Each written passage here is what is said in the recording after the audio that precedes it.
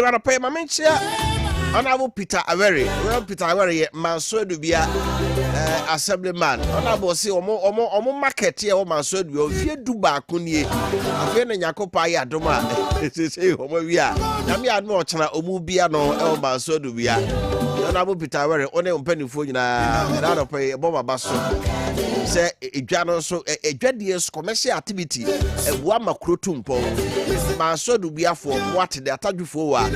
Nami admo chiruko no market no e bia no na okuada bia hwadwadie nso atimi akoso saa na tie esem mpanifo ya amwotafo na wo be se na tukwasifo a mpanifo akanti tafo ji tafo abaya sabe my 20 blog mo yende mo trawa ma we na ache na buagu kodi yema ye he some of the no e kan pay na yenko yenim say ehun hia pa ye hwe de bonkata no e kan ene anope na fe yeni ehun enkomo e wa ye hyase with a daily graphic na daily graphic enim na yatro say Mahama sounds alarm, economy needs radical overhaul. Eno eda a daily graphic no enim I say car overhauling. I say overhaul. Yes, pistol no line. Engine no could you I can't engine blog no go. You saw cause line in crone rings, which in your rings, which in your lining, which in your piston. Of I'm so I mechanic da. Oh, me mechanic da. Ba mi ti. Okay. The coffee tembe bi no say obedience wa. Go say ring no. Go fale ano sa no susu say some people from no more. Hey, nyasem kuma. The say engine we house yo. Wa nyi ni ya be no moil. Ai, no more. Piss your friends say why la film. No more dia piss no dia shim. And also I mechanic da. Economy needs radical overhaul. Is that not the same thing they tell us every time? Power system this I know every time. From Kofor time. Yes. Kofor bar 2001. Yes. The same thing. And Obeka Mekai say or yeah press briefing, you know. And Obiko Busa and say be at no the origin, be said no upper east and upper west. Yeah, share the national cake. Was there's no cake to be shared. Say Karen Apples and make more card, and the bit me a card. Yes. Power and I done a mouse so by and I'm a former ball Ghana Cocosa. Look as a man I ye, the more henny may. I'm a phone across Omokahubi. Sabine what is so sad and never Fiscal Power and I'm a former cat. I don't know. It is very I know that can't be a government. So here. I'm a foreigner. So Bob Brown Kobosia, they do what's known as surveillance. Surveillance is the almost actually not almost hell or no more two. But so don't say question monum there and yes surveillance. I'm never sure. And no mature. But the question is that Wofa. I don't know what's the be. I just see a trend. I am a four betraying the in your bra. How much less why ye? I'm penny for other yen to me yet the apacia yen a boama in the Ossia.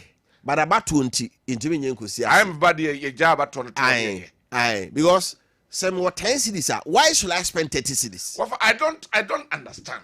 Music I 10 cities. I don't understand. But my total near my 30 Ghana cities. 20 cities make of funny. This am Kobobusia.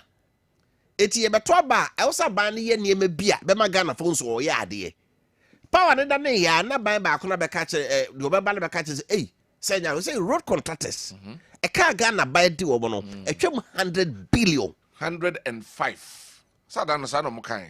105. But as a time my MPP take over now, now you're 4.5 billion. Into saying I become almost 105. It means 100.05. Whatever is 100. Okay. And I become. It means a road contract with Bray and me this kind of and the casa contractor way, Koye, Joshua Koye way, Atachi Koye way, Kovido Koye way, and Yayin and the Sikenio. Na Adiabako had just a Macassa simulated that.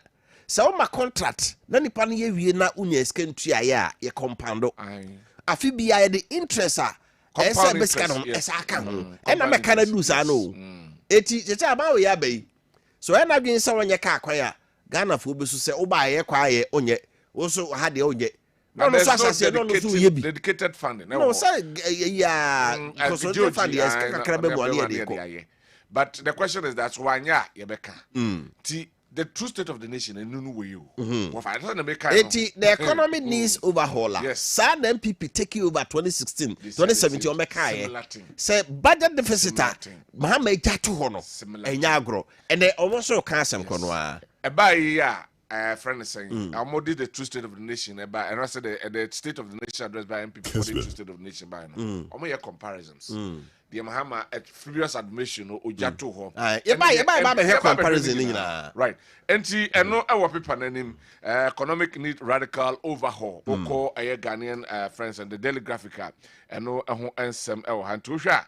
Our penny ewa we economic dialogue na ekoso no na in some way akwa kopiem enso home afi yenkwa resetting economy Daily Graphic na mo fanto soma me Dr. Yamson calls for fresh start we economic dialogue no ehho ensensem afi over health minister Kwabna Minka Akando ade atudwa say none of the agenda 111 hospitals operational. Was it the Dianocran also Mawie no bibia niema gumba obi anya adwuma ho almost say na ya mfa nipa be de no bekwa akoye adwuma na say nipa kura almost fa ya nkamba be yom nyina di exactly niema wo ho no weti say niema na ready friend ya wie o se efa nipa kugum mo so obi e fa no bia no yenyi wo mo free ho so ambede ya baba me da Ghana Registered Nurses and Midwives Association and Robert statement so far obi nipa ba akokore na okofie of course I'm sorry I'm sorry I'm say ba akokore na okofie minister ba na mka tell say there be I'm say ba akokore na okofie yentiase because if go no ma nurse for me bri na ko Dubai na UK na Germany America na Canada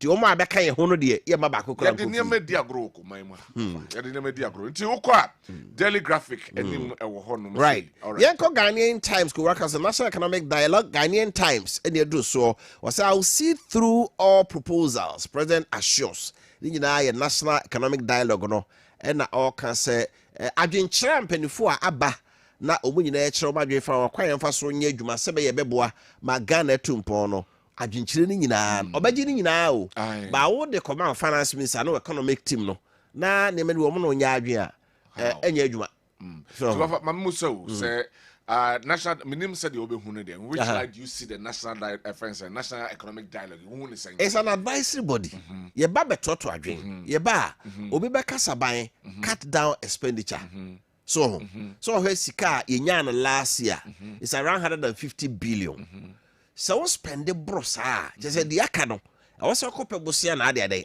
ba na ye desktop no e kosoro ye ko ba matchra a car say ye de no sika ye behia no ye bia de behia magusa wo say ye bet ma register sika na tu adwuma foka e de bia kwa na already no cry de wo ho no yanso ye be da ko register bia sa be ka de ko one of the best things that President Mahama aye ne say what the number of ministers so okay so over ministers bebre o ka do so minister bia nya ehia Land Cruiser no man salon car ne fee obetrem ne driver ne gardener you pay all his bills and the rest allowances but the question is ministers no swat no yam for more presidential staffers ada so presidential staffers listen na e ba no a even more beba resoma a presidential staffer in charge of Black Star Experience yes Black Star Experience and right Jocelyn Dumas a pan deputy director effect on the fact that you are taking away betting tax, but on the other hand you would want to increase communication talk tax now.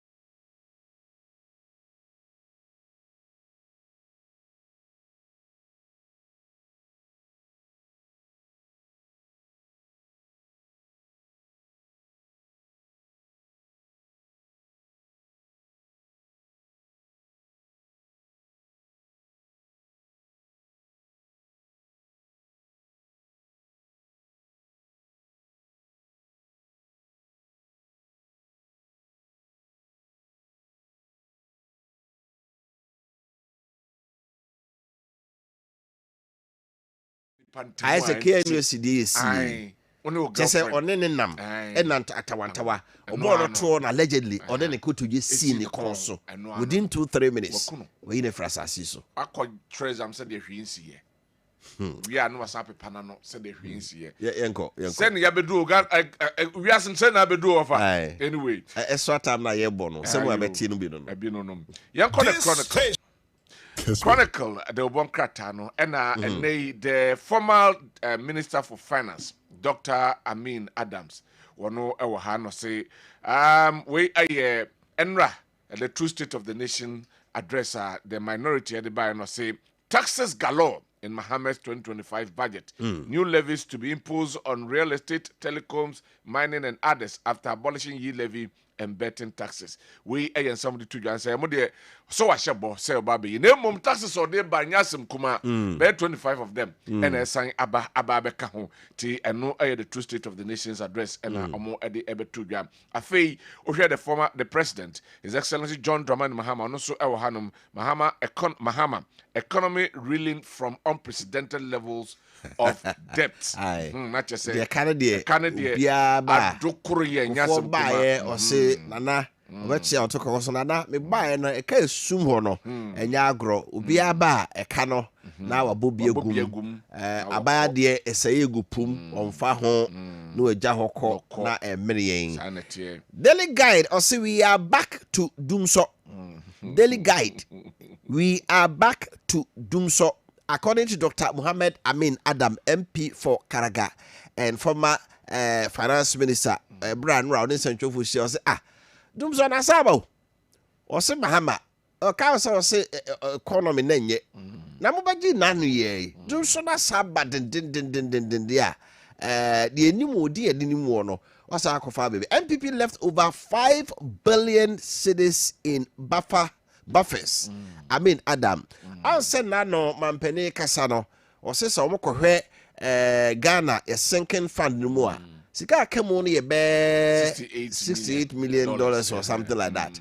The time I Adam sent this Umuja about 5 billion Ghana cedis. Obeka sinking fund no pay.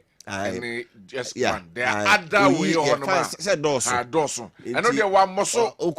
So that's how politicians one muscle. Yeah. I say another one muscle. But Omo judges could guma o kabo ma be 5 billion. And then Omuja ba into a economy no crisis one and enya adwene. Me say yen gantimem for. Yen nim there. Really real state of the nation. Yen nim. Government must improve delivery on promises. Ibn Chambers. Okay, Ibn Chambers. Dr. Muhammad Ibn Chambers. A very respected diplomat and politician. Of course. NDC name. Yeah. Na Ghana for both opposition me. Respect. Yes, and now the Nanwatun Semubi say and government must improve delivery on promises. And only a dear Kungana may a bono dear Obese, but so Betty Boss said so. My Ghana phone said, the Mijana so to Abama Wono, and now buy ya oyeno. What for a dear? I never say. You can't Ghana for some no, so put to me. It did hear any panel also catch. Say no crescent, no, I am no creba, wouldn't see how the bay. A honor make no credit, as some now can you cruise. So get me, a honey and a measure. Say ambition, okay, they aim high. So that when they fall, they don't fall so low. And so ambition, because and your man now back can so be no. Count me ya and capati the back power. Unusuda. What are you MPP? One district, one factory. One village, one. Say district be our factory. Say be our Achumanga Bieja. Omudu akedro Jankuba. And ya ginger factory say Munya kedro numra. Na yem process it. Akomaran tomatoes. A tomato factory akwesi ho. Obi anyere hunyan toast in mra. Near Stratton Franco. Not district be our factory. I export on Yemana. Kodi, why the Bible just wants to find you good as I go be a but the kind bra position no or power MPP by power no I'm saying a buying a private partnership. It's a private man no or no court district or no who said no. I did with me yeah me for so. So I say location of industry crowd also you know of course yes they say fact to see in tema green zone why because hono market no so and now person export to see road na de ko now na baba sia ko se wansamre na wansamre kan nye no ensuo ni ho enkane papa bia nse da gede eni ho wo ye dan na wotima ye fact no wansamre na owie ne man export wo de free wansamre abasia ko tema ana se takura de habo akwakoton eti wo beka mawie no power no be ba na fe aban no kwa enema na o kan ye no enya feasible enya practicable to meaning say ye studies ye feasibility studies ye eno anse ekun say ade no ye hia wa kan de we ya e be ye ya na ye free SHS fantastic policy but aban na anwene ho ahunu se da bi me sha ase a enkwara do e be ba aban schools no e be do so agimensem intimi dia na ese me ye on buy so ke ye expand senior high schools no wonim de omo ye I expand senior high schools dormitories blocks baby but still I absorb over the truth of the matter is that it was tactical. Very tactical. Me kasem we hanum na etifo ho commit me absorb to do na anka double track no anyhow kebet me every ho but the issue is that on say a need dedicated fund say a shada ka say we there ska we near dey ye di a track to one my dey te tu baby na say womo take care of the children no e wo school no eye dia nti the real abruptly e ka say omonko fie nti a number of students na beba no so be those wo school ho no ma be faso be feed you omo no me ye no dum so no that was the issue at that time Muhammad be chamber so catch the politicians say omo say bo a omo ni so ho enne be ma Ghana fo nya gidie ni arehemu wo mu Jachekwesen to no fate on March 27 okay Jachekwesen as enough papa so abre dada de amda so no so be so mo twe abre 27 March dual and that 7 finally court to be bua na wo no ne bobre onya daily guide ni nyina wo mu yanko the Daily Dispatch na yenhwe Daily Dispatch name ohwe His Excellency John Dramani Mahama and His Excellency the former Vice President of the Republic of Ghana Alhaji Mahmudu Bawumia womo akabum na omo embrace na eho and President Mahama e dia todwa said I was asleep when Bawumia called to concede. Ese edana eto abani wiye na Bawumia se oto ahoma fresh oh ma to ahoma na enai menu apeni we ose no wada because no expect say Saturday no ye be kase nkunimdi aba o de no ko twebe ti se eto aba wi a intense sa se eto aba memenda no ade che kwasia na o main contender from say na wa anopa no wada na oba akonwa se no kai se no wada na nkra na ba se no and the Daily Dispatch be Eddie Atuham. Now, and Wainapo was the best running mate for Bawumia Chi Mensa Bosu. And on said Musa Dankwa the report to be aba. Yes. The report to no Kasa Deba Kutia MPP. And no tomato Poku Prempo Finance running mate. I see according to Humo no ye yenadie. Napo did not add anything to Bawumia. According to Musa Dankwa no. I see na pam for be bia meka. Also we running meter and so no so nya constituency so nya appeal that's all where 2008 election President Mahama boa Professor Mills o yeduma my part yeduma Jomama year no 2008 no metma ka say a contribute to Professor Mills becoming president but Musa Dankwa so no o he ba bia na Vice Bawumia da no yi na po wie ye no be o tie no koye survey bia e kire say Napo coming into the baby boy. According to Honorable Chairman say, only did by all right.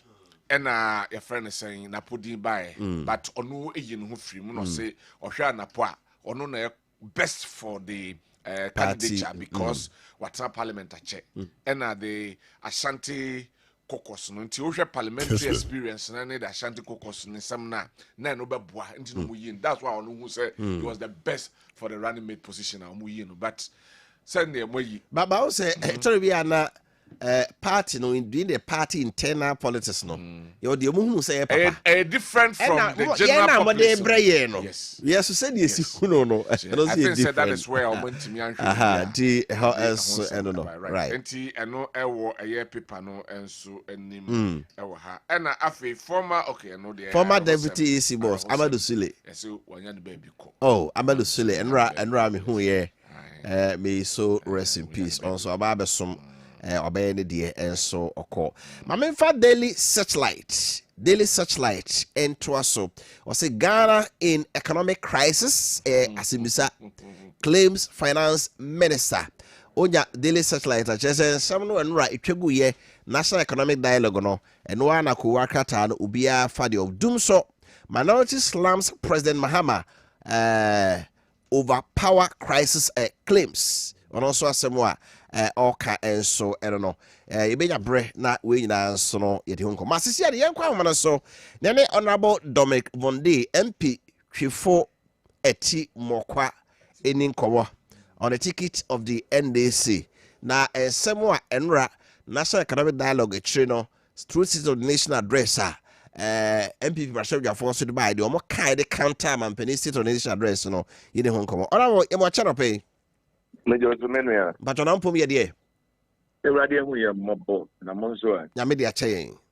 It is sir. And I da say so agie so anopai. Now twetwem ye wada no e no mampani ba mra sebedwem. Now ba king kind the state of the nation address no may isitie. Now chere say enkoyi kura. In fact e ka ba na bagu ho ne ade no. E be hia say ye be ye dwuma. Sana Ghana be gina yie. Na enra wonu ya no ma wo keketoa omo nso kire se da bi nya se de o ma na omri ja mampani Mahama no e na okwenka nti omo nso de two state of the nation address aba utie wo mo na o kana say me da se menu ma mencha woni anya bra eti bi ehwe TV so na mencha we nyina ntwefa ti kwaman menu so utie MPP 4 na one comes them Ghana ha ya na nete minsu ankropo ni abadai ba kukura wo mo yem ema Ghana wo mo susuye wo mo tremopo ani se one ba se wo bewia ne wakum asai kura any agenda da MPP for trimu a one bebu o man 8 years wo me koye menua Edeba samna anda musa anta king. Nya wona wo baye finance minister, ye deputy finance minister, baye finance minister. Entin kan ye woni mo hwe no.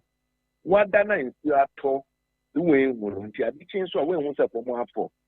Nya nkrofo we na wo mo ba ba mu no. His Excellency John Dramani Mahama sa exchange rate and not 3.9. The year OBC 4.2. Man fama mo to 4 bo. And na one be fra be mo won be dia na city na kodro. Yeah. And I me anda when no.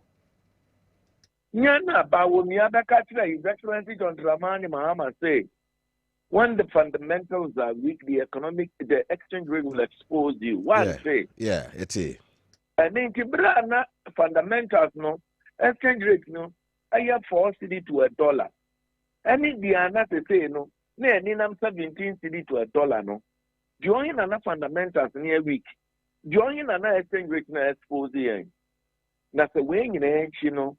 Now I was a walk up baby. Now when nimbe be a free want to me who be a walk. The State of the Nation's address is the most excellent presentation by any president in our history. That is Excellency Don Dramani Mahama delivered. Obayen will be a yagina to say. Obayen will be a car, a diet. Meanwhile, we are some training. Ya me you would put a copen. I am no crafted brana is Excellency Don Dramani Mahama 2016 year problem. Na car Ghana, dear Ephraim Kuma Brasso. A Betty Brana Joma may throw 120 billion Ghana city. 122 billion. No crafted, dear. I no crown to say now, me know that thing. A car who father nipa with me, Agua, a year bush and 1 year born. I have 712 billion Ghana city. I no crown. Then you me under the him was sorry if I were cutting a press conference a world customers and Trump was to move with your monkope news being covered near the Wofa Papa. Mania, I am no current agenda 111 year Kufa the was the Mania, the agenda 111 Sika 1 year home. I have $400 million. Now so Akufo do fra bemono. Na agenda 111 hospital ba kumpo anywhere ye bie yankropo kom koja yarehwe meboa na no but no na omo so kire say so far at least me ensade omo wie na nipa ebeye mu adwuma de ejira ban so e na omo so aye form kura mo se omo yi omo adi ade ba sam ne ye kan ya say ye enti wonji ni sa about wo bre adu ya betu about 2024 ba wo mi ani abre Akufo adani abre so ni pepe ya tu abama won anank wo mewie agenda 111 project ye nti wo mo fa nkrofo ngogum si enye adwuma he so wo mewie nti he so tu abama won me mi anka office wo mo ye come nanu ayaba ye His Excellency John Dramani Mahama ye tia bond hold definitely kanwa Akufo ado aye omo haircut egin kroposi kedie yo no ankasa ni nipa akoye pitikin akoye whole chief justice former chief justice ebinsi Ghana had that nkropo wuo one see nkropo asan wo mo kwanse ye wo madwumem wo mo na kwoto ahoma ne ba nkropo ti wo mo kon won said you omo ye ena me no kate His Excellency John Dramani Mahama aginkase wo chieche sesika no ami and I bet now say one the place can go. Then your place can go one went here. Baba, I know so much say o ma di kan tuam prenu. Eti te trancha abe. Ona ba hono. Ena omo busa say mo buy mo first budget kra no enyam mai. Eti bibi a mo to aso a mo ye no. Aye de omo ya to na mo to aso na ma raise new revenue. Ena mo de ye we. Wow. William said, yes, you are banana buying to stand. Your budget people, yeah, passing. Yeah. Your friend, I think the appropriation ahead of the main budget. Expenditure ahead of appropriation. Exactly. No, that appropriation, no. It will take prudent manager of the economy to harness the little you have and put it where it's deserving the most. It will take His Excellency John Dramani Mahama to force in finance minister. And the bet me adi kakra no ekuta no aye de etasi ma economy na akọ nim. Menua. Ghana people lost interest in investment in even government, investment. Treasure bill come home. So they raised the rate up to even 28%. You being top because we be new about Cotton in Zika Gani, Akufo ni Baumia. Many will say, and then the treasure bill is being oversubscribed. Yeah. The confidence in Ghana's economy is bouncing back, and the treasure bill is 20%. People are still rushing for it. We call it prudent management of the economy. You don't run economy on whimsical and capricious manner. Meanwhile, the action of His Excellency Nana Dodako Akufo ni Bawumia hinged on what I call fluxinous simplification. It was an exercise of uselessness and nothing, uselessness, depleting the entire country's economy, chopping the money at now 1 year more when the Chicago. That the same no is issue busu no man we area na. Okay, because someone ya kato 1 year about over 712 billion. Yeah. When that oil revenue ya yanka home. When them say taxes to omo GGN nka home. When them say your royalties nka home. Sikano we here. Many will kase wuti studio no. At a time, Kawaja, Jumana didn't suckle good till now started a wooson. The Ayame Yard coming soon, they say. His Excellency John Dramani Mahama Bay, NDC for ya bay. Ya puno beguho. Ya di akuma puma gene papa. Ebe yo man ye akishe o man sikasam. Ye pair. Na kufu adoni ba unya MPP foi. Edi nada ne ntrosome be ka kire Ghana for. Obe na Ghana for to asa to akoto ama won. No ma be say no ma poto. Honorable, you really say. Na me. The cocoa sector. His Excellency John Dramani Mahama year for 2016, no? We are almost 900,000 tons of cocoa and metric tons. 250 crayenya. Only per cocoa road and propose this 10 billion Ghana to this one. Cocoa road back ni wa 1 year concert on the Nanu last week, Branada Hembra Sebegame. MPP for OPK, one man filing questions by 200. And 1 year friend honorable for road and highway minister Abuja. I bet you not in someone. Wait, sorry, I make crying yet. Better than wait, mammy. Wait, sorry, I make crying yet. Where the people friend I'm showing me tea and warm. Me tea and warm, and I said more. Then I was in my hold that what got hanging there. Mufra bear, 2 weeks. I bet run officer passes a bed and you who can out. Almost all my Ghana, almost all my Ghana queen in every. One sister, I cook for the 2 wire flying over 13,000 kilometers. Baba Ghana can't quite yet 13,000. So we free half for London. I wouldn't say flying over 13,000. I cook for the 2 wire flying free half for London. Move your year, but now a micro insignificant minority. Most of them are the service of question. The band 1 year, 1 year, you buy that 2 weeks on the service of question. Honorable, some way, as someone ye Ghana for your person who back on ye. Said now, okay, 2016, MPP 4 come ayete say, NDC Wabo Bosia, my say, Ghana ye huni ye 122 billion. And I to a betia womo.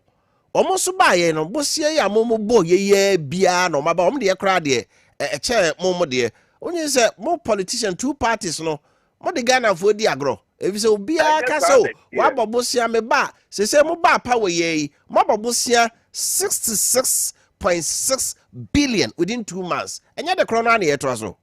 And you know, correct. And you know, when you figure the free. Oh, I have the figures from Bank of Ghana website. Nobody has borrowed money since 6.whatever billion. Okay, send them abo. Hear me. NDC ni MPP yentimi nyapeda. Okay. MPP your mambo for NDC yes your man ye. Adena mekanisa o man for ntie mi anwraseni ani diem.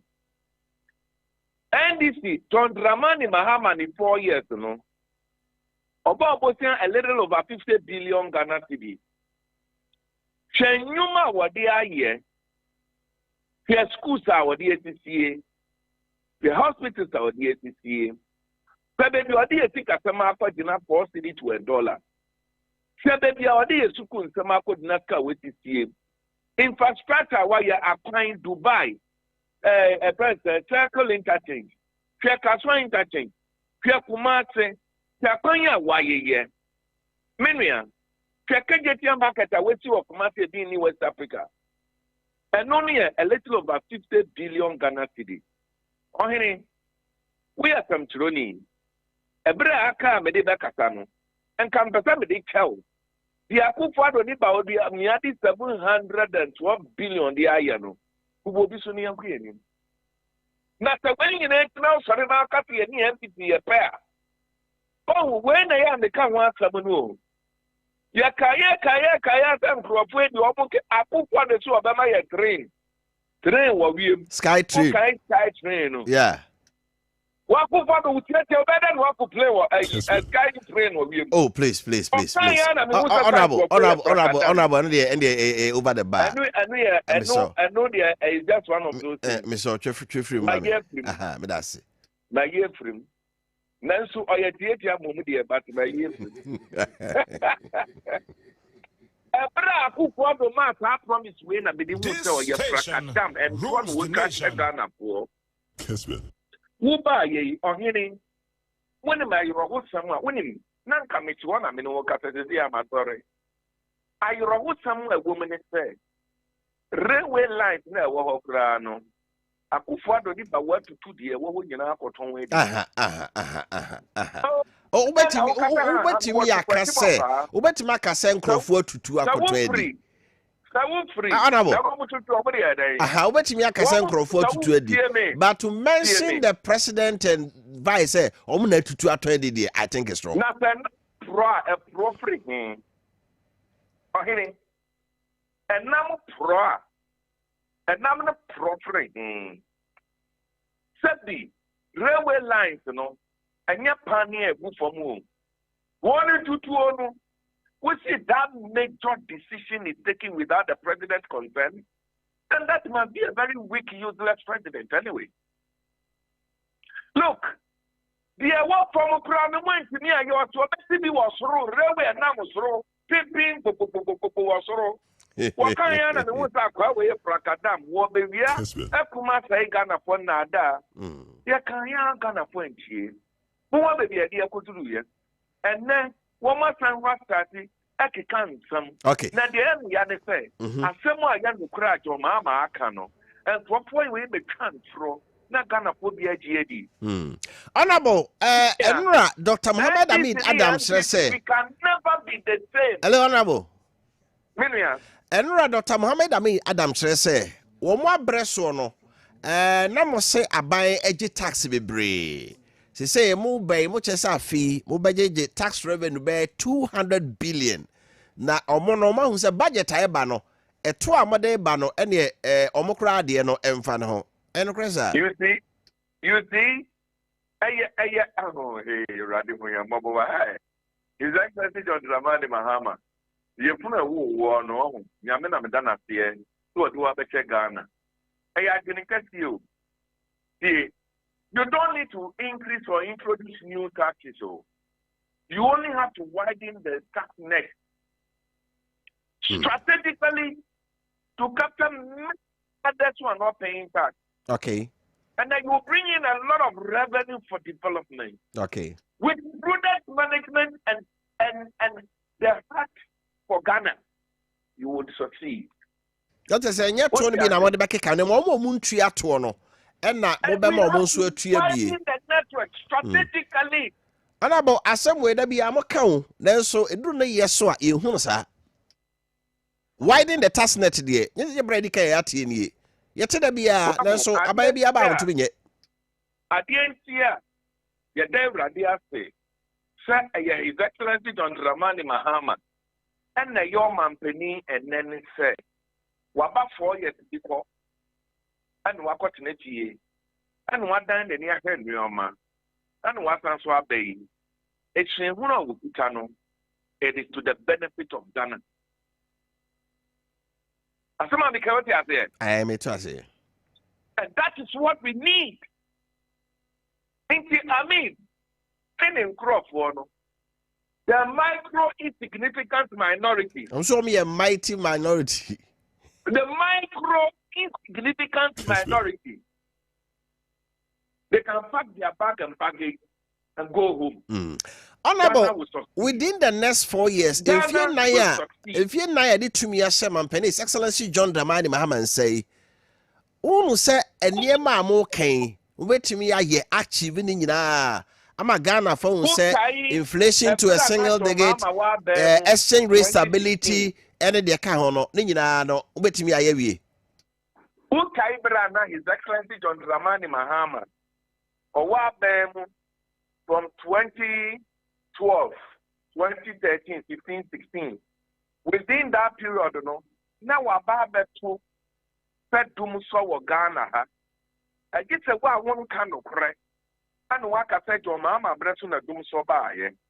Who Kaibra and President Kufon Koto machine be a 1 year after your toy machine be good. I recommend being a guy. President Kufosi woman call a cost of book of fast of 4. These are confidential tricksters.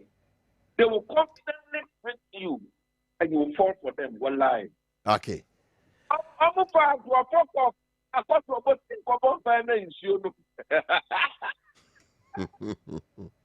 We saw all those things until the Excellency John Dramani Mahama Bertrand said to me, so, Obama said, I, His Excellency John Dramani Mahama, will fix them so.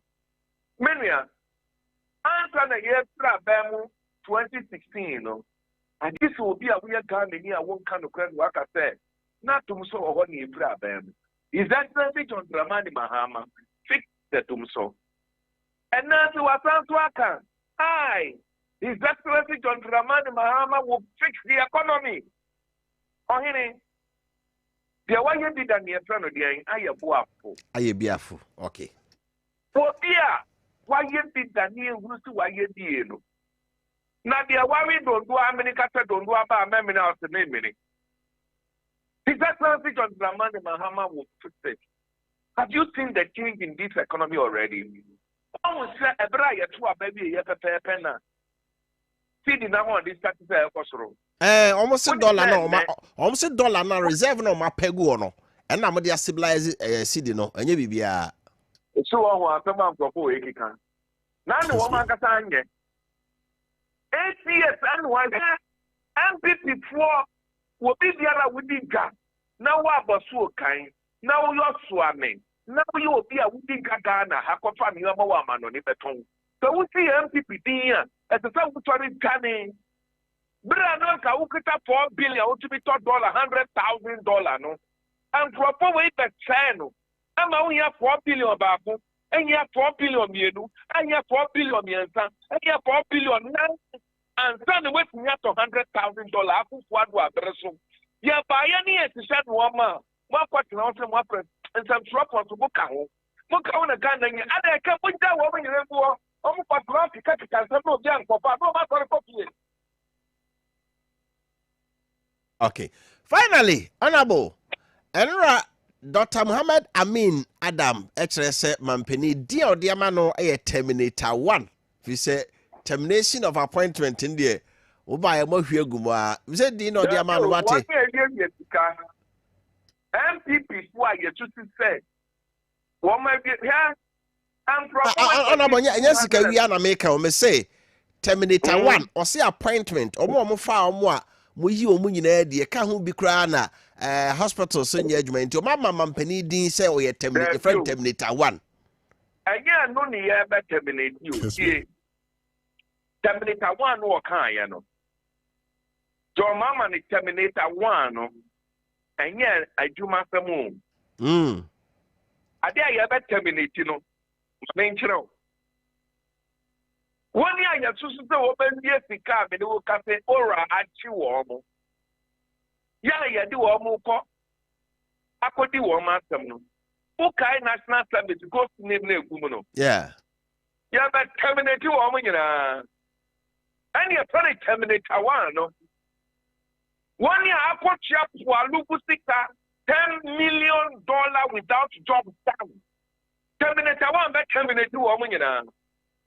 1 year, I put this $250 million.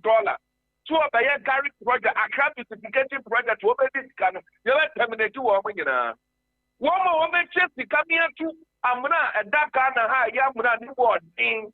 I yes, Cathedral one, Amarano. His Excellency John Dramani Mahama Terminator 1. What about terminate two on in? Okay. They do my son, no matter when you are family 8 years. I don't want for one more person, Uncle Wedgman.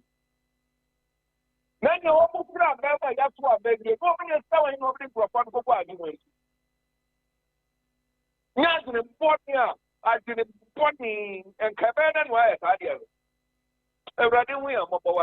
Oh, yeah, mobile. Honorable. Next time, for be a press conference. Okay.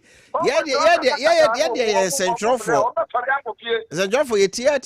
Near we are tear for who no crew. No more. I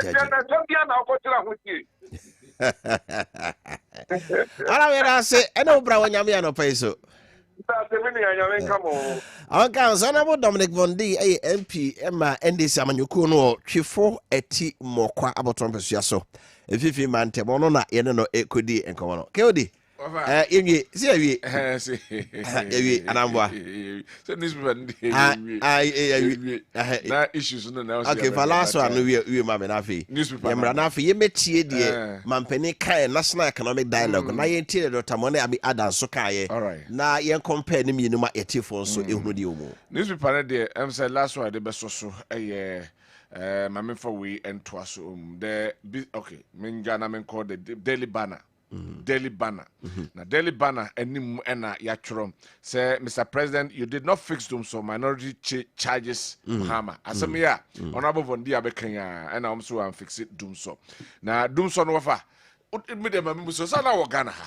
By close of 2016, not doom so quite as an there be na a womb, cra. One thing they say, we have August, cra, now you doom so timetable. One thing they say, the issue of doom so is it acquiring machines?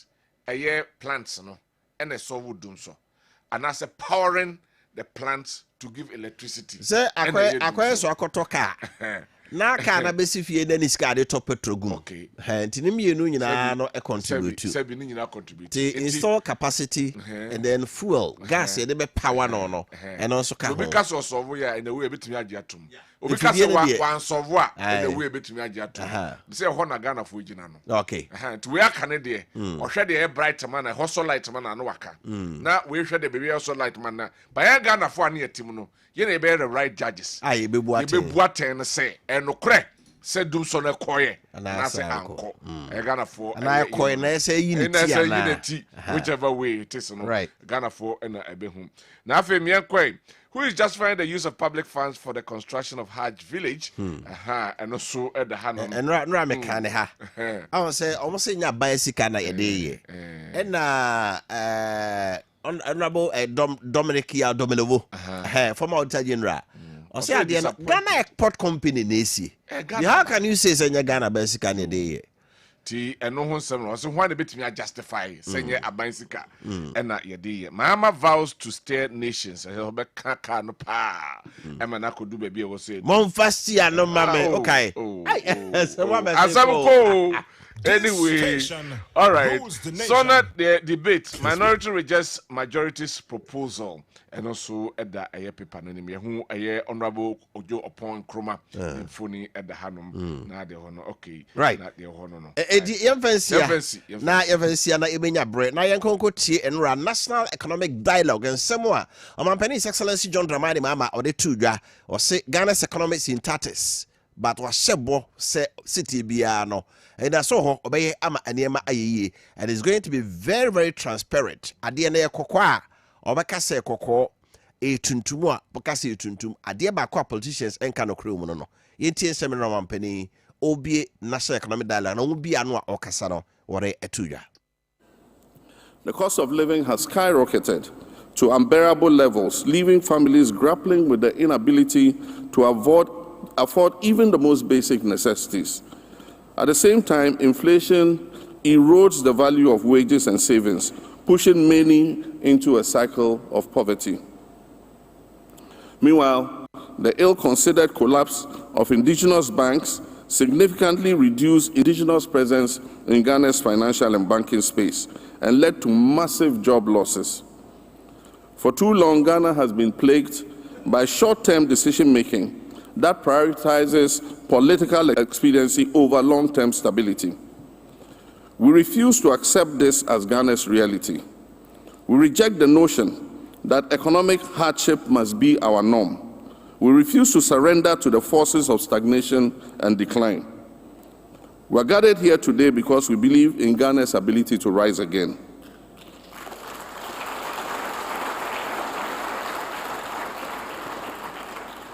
We are gathered here to reclaim our country's economic strength and emerge as a beacon of progress on the African continent.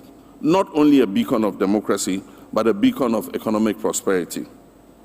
This dialogue here today must serve as that turning point, a forum where we move beyond diagnosing the problems and instead implement concrete, pragmatic solutions to reposition Ghana on a path of sustainable growth.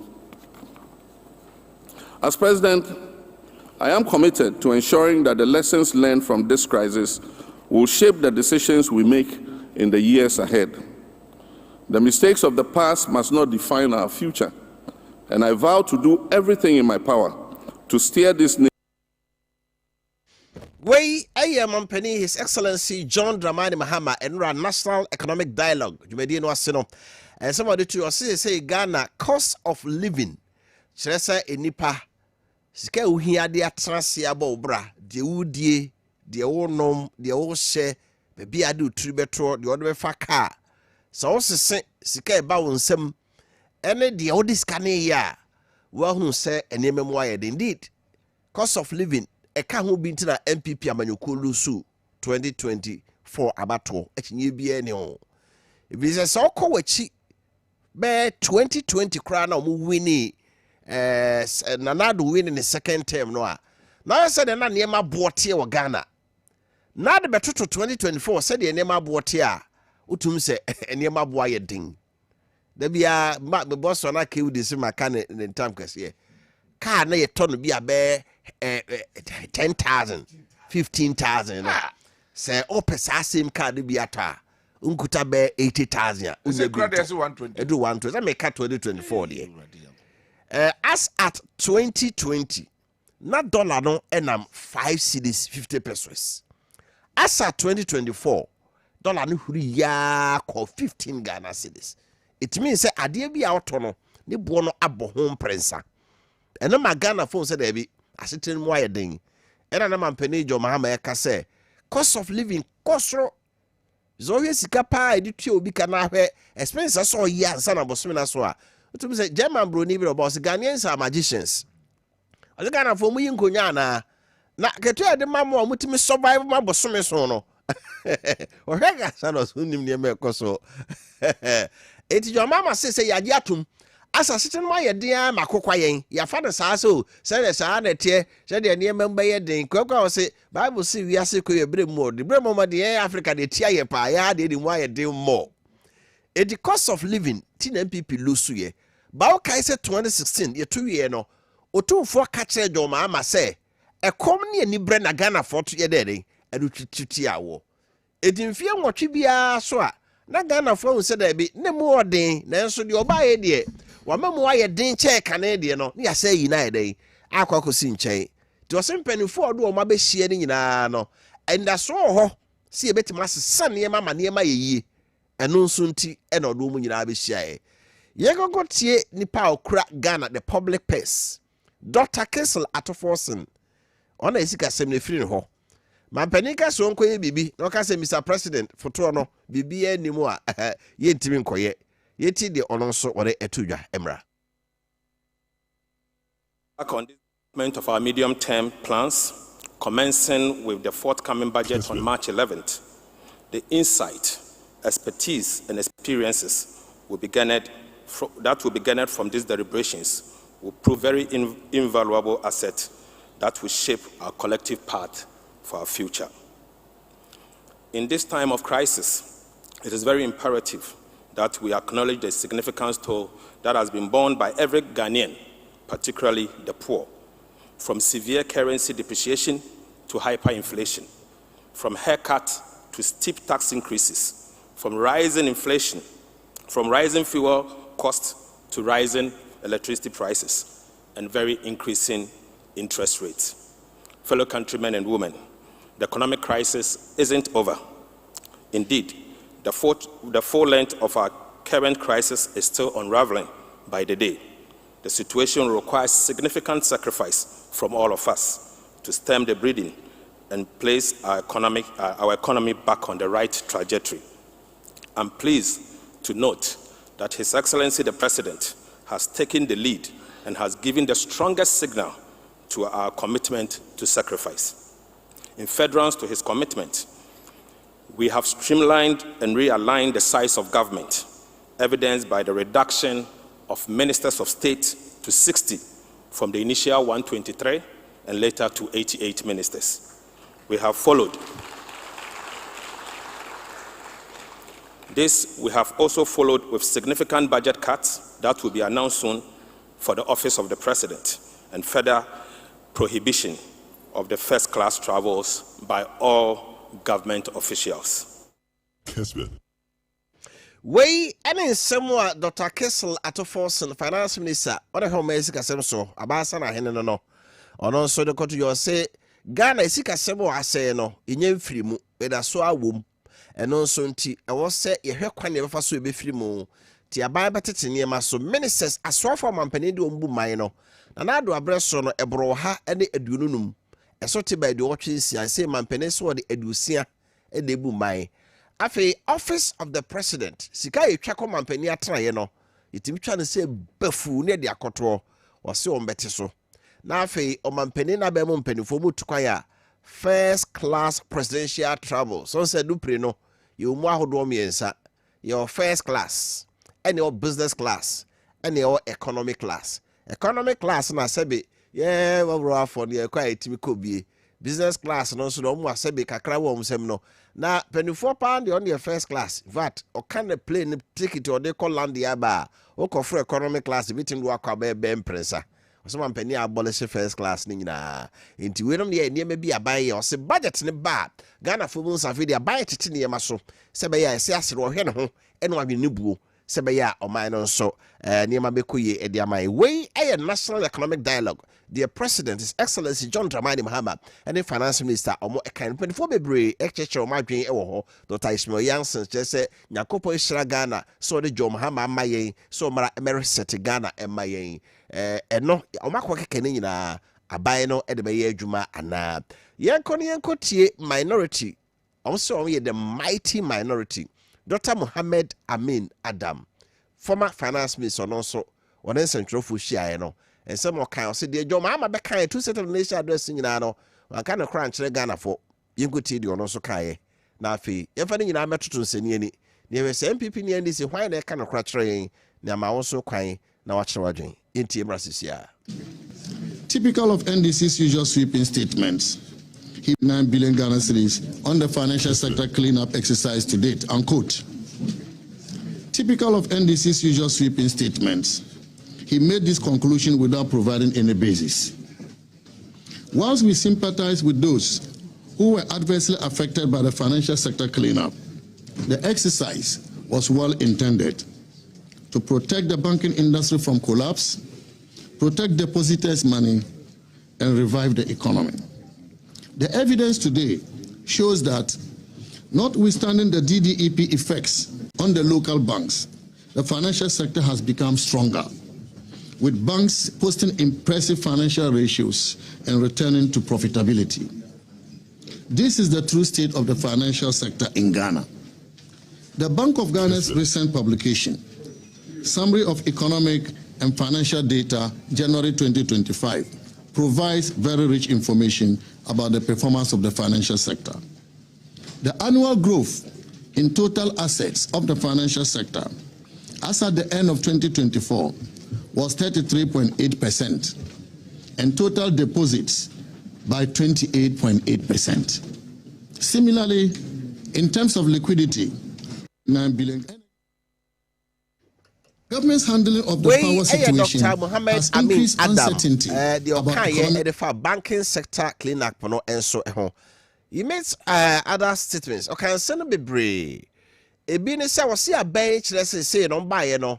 City dollar exchange rate no a stabilize say dollar no cost so say bi no busa say sika omunya ye dollar na omatim bia sure the dollar supply in the system ama dollar no entimi cost bi no omunya na he NPP abai eja more than $8 billion in forest reserve and a edigu ho and no more edi ye you say buy the first budget akra no enya mi so if you not introduce your first budget on fe bibia nkonkoton fa maya oye den wanya sesika no no sa to aso kire mu se sia no aban no so be raise 200 billion Ghana cedis afi na so raise sesika dia na che se o beje to mo eticham pipi fo je to dia ene NDC bay o beje de che sa engoti ho so some more kaye in relation to those issues.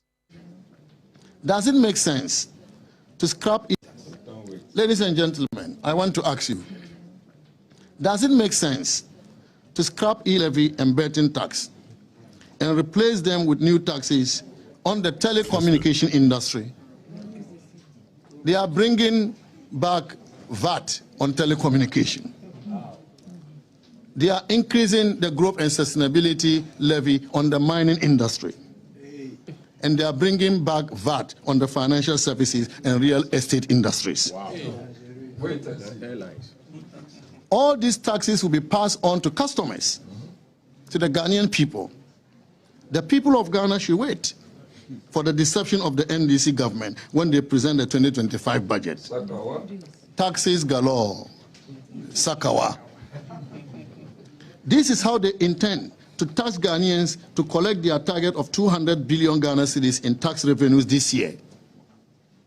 This NDC government accused us, the MPP administration, of overtaxing the people of Ghana, because by the end of 2024, the MPP administration collected 152.9 billion Ghana cedis, and that was 17% tax to GDP ratio, taking it from President Mohammed's 13% in 2016.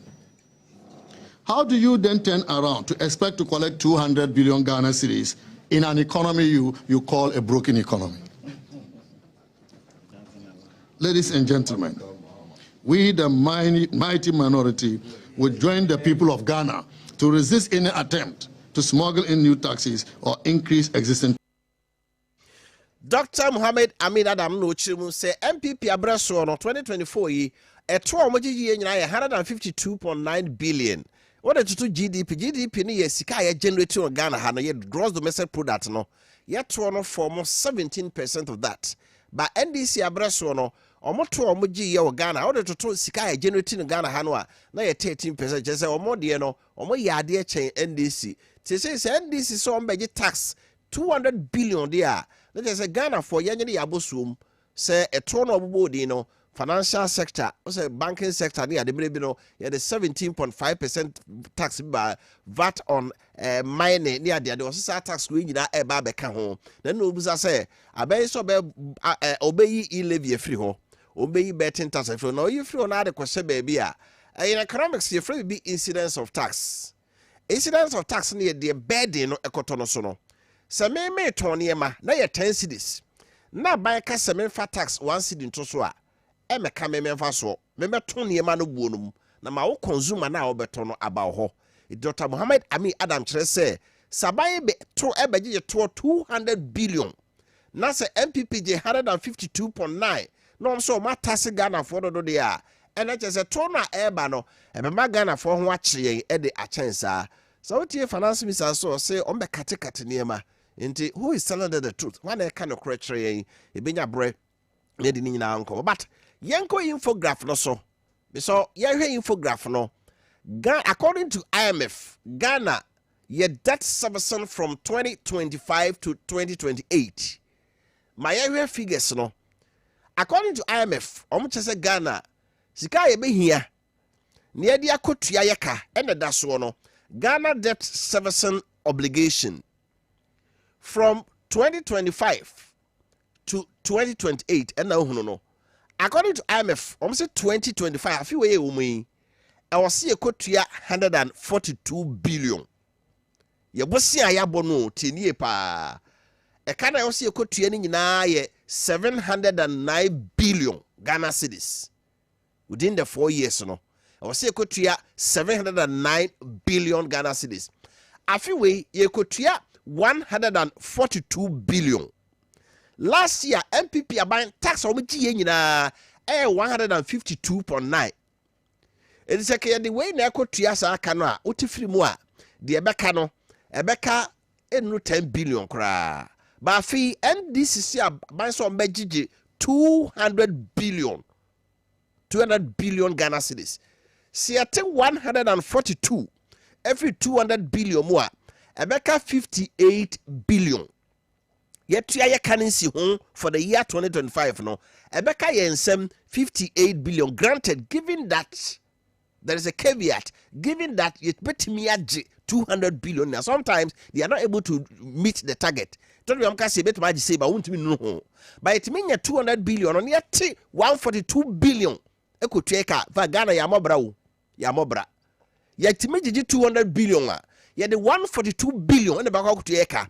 na ka 58 billion. Now abai wa obligations niam bi also e dey kan ye compensation is ka di tua adwumayefo ka bosumi bia obetu adwumayefo ka so okeka sika di tua adwumayefo ka bomu a uwie a no aba statutory payment ne say adwumayefo no wote obia ketua kakra na ban the 13% aka ho e de akoma snit and afa pension fund for so mo manage e o sika bia o sa ban e de koto get fund mu e o sa de also de call NHIS they also de call her just any statutory payment no what it mean is say ye can free mu a sika e be kan me so you we free so ma dada no ana so be ba we so dada no me hwe na me so be no na so you we ni free so ma me you we ni free so ma ha it means say ye can free mu ye tua adwumayefo ka abusuafo enka bansam sika sidi kura en woda e bibia iti aba pe so ye 1 kilometer of road kura che kobo bosia now we ye 2025 oh so go 2026 abai be hia 168 billion ene ye da kotua ye ka ye de ene hu nsi ho 168 billion will be needed to 165 billion to go and pay our debt. Eti yenim sika ebenya no 2026 de ba otumu se figure na ekosoro ye ko 2027 a abai be hia 185 billion 186 billion ene de akotua ye ka ene hu nsi ho 2027 no by 2028 no na Ghana ye ka ye de ene hu nsi ho a ye kotua no edru 216 billion 216 billion currently ntimi nya say iska no eti kire say akoye se oya bosumi adwuma bosumi so ne atua wo ka wo de no wo titika ni wie a de beka no enti ma ko homa for 3 days kura edi se oye ka sanchini ni ho a iso okobo bosia we ka se makoni ho a 2.9 FM so okobo bosia Kessben FM so we ka tell say efie wura bedan da ka this okobo bosia this is the trajectory ye kro ansase no now what that former president Kofo baye e no Ghana man call Hepic e na almost see ye ka ye de ne bebregu ma yen Ghana kan ye sigu ye ka kakra no of course former president Kofo so bo obosia no bi gum e kodu 9.5 billion ansa no woko ojama NDC 9.5 billion no NDC so paya from 9.5 billion and they call 122 billion Emma Ghana forecast hey bosia de Ghana ya bobi papa e ka bosia wa ko bia betu abu man because say slow so kufu be kan say bosia ne ebodi abu man ne kono ne bakra wanya 18 so betu abu Ghana mama yi granted 122 billion yeah NDC dija MPP no MPP abefa from 122 billion and they call 712 billion 712 billion eno na ma say ye kanani si ho no adoso go bosia ne kosoro no 721 right bosia ne kosoro no na de also kotua ne si ho no so ye den eno so kosoro de say kana mene ye ya ma ya hwe ya tax e bagye na fi no se ne nyina kotua ka de so go sungu aban say 1 kilometer of road o meye school na abu a aban ko bosia ontimi nye eti aban no saase no a sika ne bi ni ho eti bosia na so saase bo na ye nkɔhwe from January 7 to aba and my bay on buy and a fa aban bosia wabono this year no bra na yenka ho asem from the beginning of the year and this year might take you over no let us look at how they have been borrowing na yenka ni nyina mom ne musa say and I know me former president Nanado o ka se de ya na ye kopem mo free abrofo emwa Ghana obedi mesu 8 years a obo bosia gya ye 721 billion no and then another thing catch na say bosia ne mo ya kwaji free baby ba Ghana emwa Ghana when did he know that e brebe na Nanado who say so obedi ade na bosia bebre mo aman no when did Nanado get to know this I got a chance and who anyway I sit down not in China now look at what you are seeing on the screen time January you saw in President Mahama 3 days later Ghana Bank of Obosia saying 8.07 billion we are treasury bill he say Ghana intimi kwa brochire say euro bond ye kwaje bosia ho ya bra ho say ya mamofo say be ya mobra inti entim mabrochire mabosia inti aba pa bosia Ghana fo ya no ka kire yourself osika be ba bosia ko bank to treasury bill wo de ba bosia ni ya ma onsi ho breso akwaje osika eti abai ba ye no 3 days later 10 January, Ghana Bible was here 8.07 billion. Now what you say week be out. Can it trust you 2 weeks to say? I want you to buy into a banner bottle now to be second week, Ababa was here say 8.83 billion. Third week, 24th January, Ababa was here saying 8.16 billion. The fourth week, that 31st January, Ababa was here saying 7.99 billion. 7th February, Ababa was here saying 7.6 billion. And after 14th February, that's how the Valentine. Oh, Ababa was here 9.43 billion. After 21st February, Ababa was here saying 9.6 billion. We at 21st February, you know, and only 59.68. So, and a basa ball last one, if you're there, which is 28 February, basa ball 6.6 billion. The Becca home. It's all the Becca home. They say Ghana Bible see what within 2 months, no. 66 billion. Can we say when you are in Sihuda home? You are the other box about Bosia Bosumi, the other Bible Sia Bosuminsia, not the Bible Sia Afi, a short term loan, or the man was see and was Sergeant Adia. So until we are yet Canada, a Becoswa Cosro. It in Busau say MPP in the NDC. Why have you so home? Dear way the Bible way quite do say, dear way now we are no. In fact, sorry, I will say we are buying boya. Oh, Timmy fast one more NDC amansa there no boss abosiano because Treasury bill no the ono koto ne de e bra na MPP or power no. They say time na so. Ya also kwanyi sika. It say NDC abaya ba umni sika. The on ya so this Treasury bill no bia. No de atua de ne de na so ni nsi ho no. No massage sika na kakra ka ho. So, it is a bia maturing Treasury T bills no 5 billion wa. Na bia about 7 billion. No atua 5 billion no anya 2 billion at all. Next month, no say increasing the urban. So at the end, a sassy and almost a one near costro. A dear back or buy ya, they say no interest rate not drop. I'm at the past 2 months, no, I buy a save 1 billion Ghana cedis because interest rate na core ya 336 about 30 say no, a drop but and I'm checking your credit say 91% bill about 19%, which means in Sihua Bay 2 are not ever from. Name a Bosiana dear. You go so ayebo. So that's the graph that you have there. 3 bill auction from 10 January up to 21st January. So I say, a no, hey, a consoro kakra na stay ya na fedi. I say rise. So say from February kon rise. So from 7 to 9.6, 9.7. Na fedi. Me so mane consoro. Manemra from na we hwesoro no. Aha, good. So you can see say, as I say 8 billion.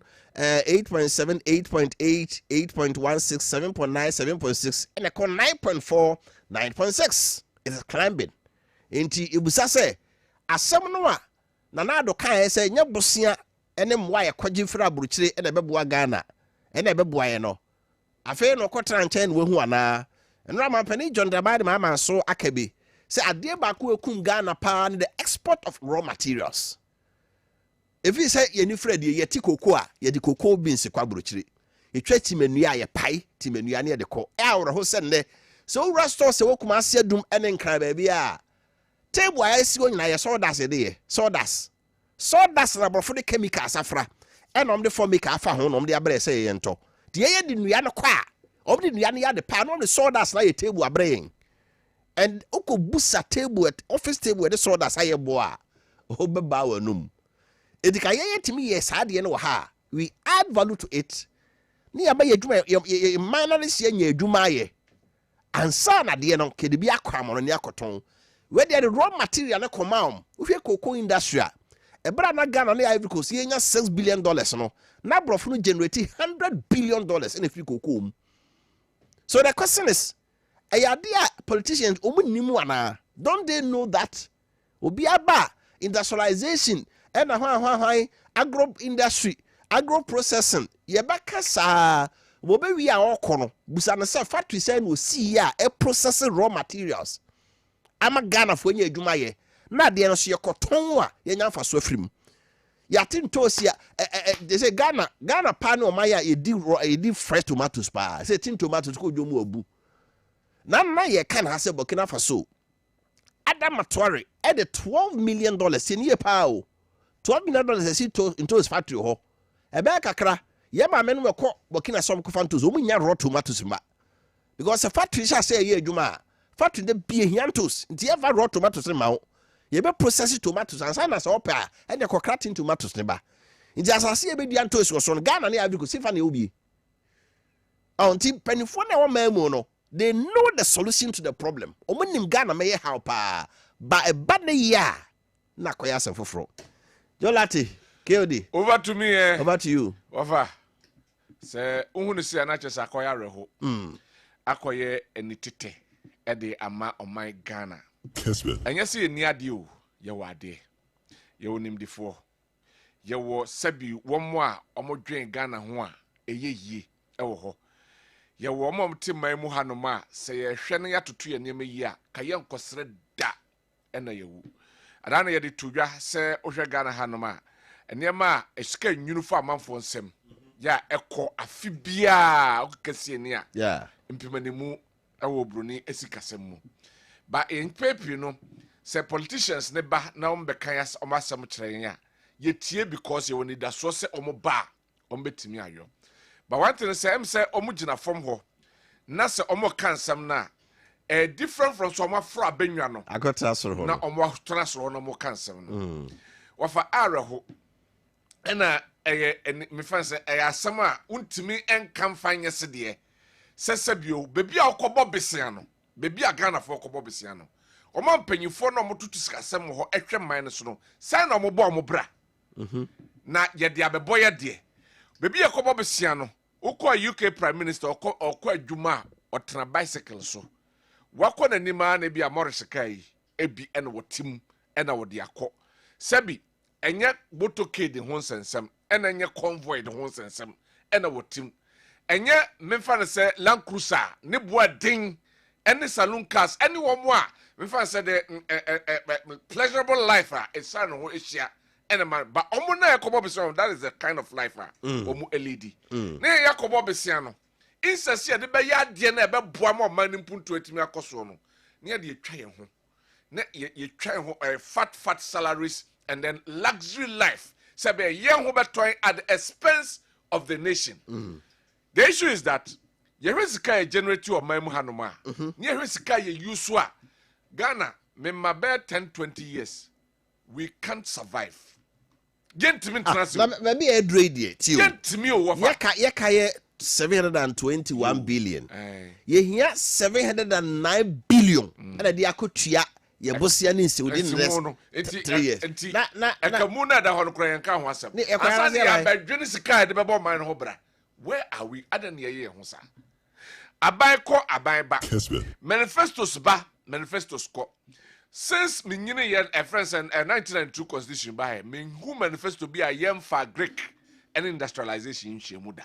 But yemu say ho say akusi sen. How many of the governments na buy you so metimi ewuram say ye industrialization yem for raw materials en kobio ye be mechanization ye be ma Greek atimi akonanim ye be hwe na ye hwebuada. E baya mienya I'm just looking at the just previous administration, the Akufo-Addo administration. One district, one factory. I want some kusi saying. A buy me planning for food and jobs. I want some kusi saying. Ye no ya hona yes na. And answer saying any person ye mine. Now on my penny abba cansem. Yeba near painted the government now hono put tum near the lights at to yet so. Na Ghana for nya reshemu ni aba beto aba e dia man be ba the same old story, the same recycling and near my bonne na ekoso na and ekoso. Going forward, I think say this amampani owosui where the kaka ya kana ohanen so many times say Ghana ebetimi ejina yi Ghana betimi afa nto opebe afra.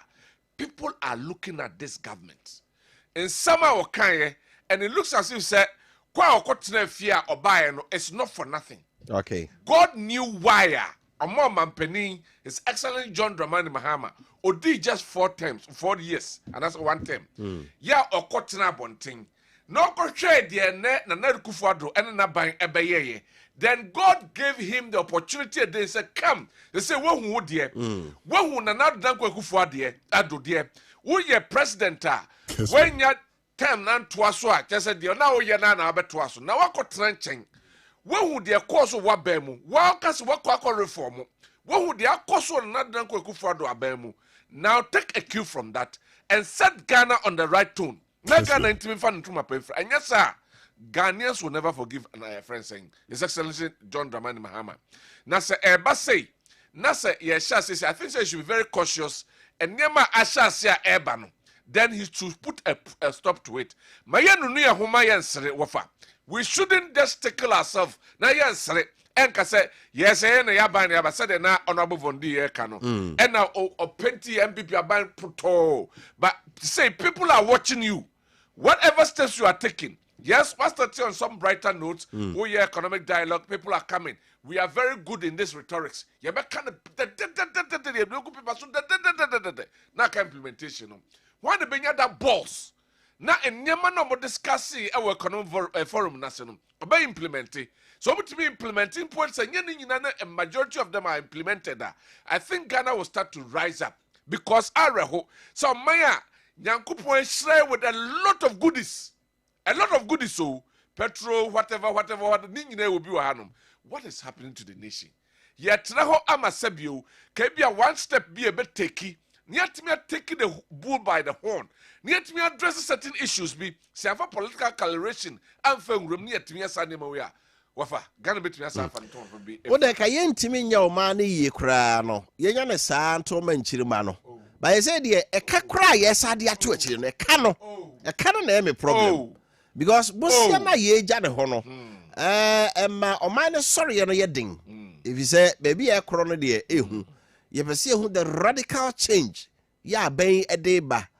Ya bomb penny about so 60 minutes. What tishopa, ya dear. Finance Minister Sky, they call the office of the president. In fact, so you another office. Budget Nebana is scared, they call another officer. At the same ministry, Makuma Kunum, Hedia Yakabumu. Because a honor qua. I couldn't be any home. I couldn't be any home. You say you alcohol. The PBI. That is our problem. That is the problem. So that yeah, him say there's waste in the system. Yeah, him say you can't do waste no eba.